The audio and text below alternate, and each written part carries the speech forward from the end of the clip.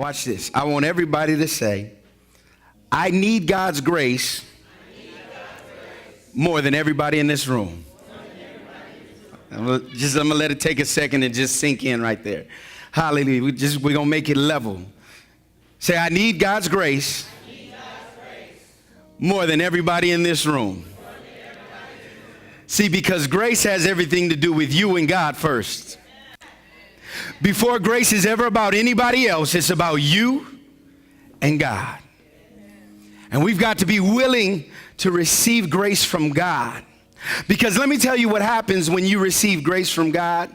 And that statement you just made when you said, I need grace more than everybody in this room, more than everybody in this world.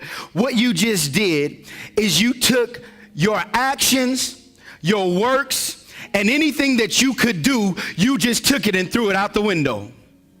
Because it's not about you, it's about Jesus.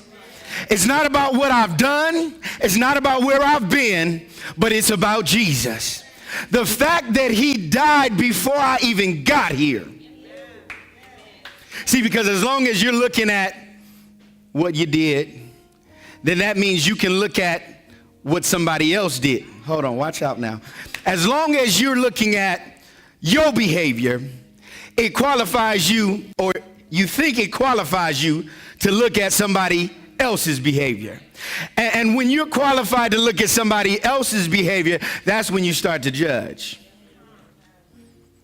But when you allow the grace that God has given you, in spite of what you've done, in spite of what you might do, and you freely receive the grace of God. See, the fact that I need grace means that I can give more grace. Hallelujah. And so God is wonderful. His grace is more than we could ever know. Tell somebody, receive it. The question was, are you being pushed by your past?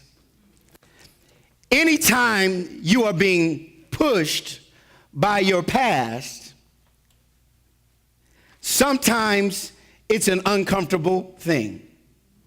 Sometimes being pushed by your past, not only is it uncomfortable, it's a little annoying, and sometimes you get pushed into places or things that you were never intended to encounter.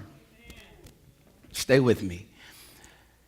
Sometimes your past pushes you, and instead of pushing you forward, it actually pushes you backwards.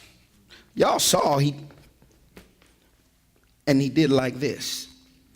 Well, guess what? Your past is not going to stay in front of you when you turn around and push you in the same direction, because it's your past. Your past is always going to be behind you.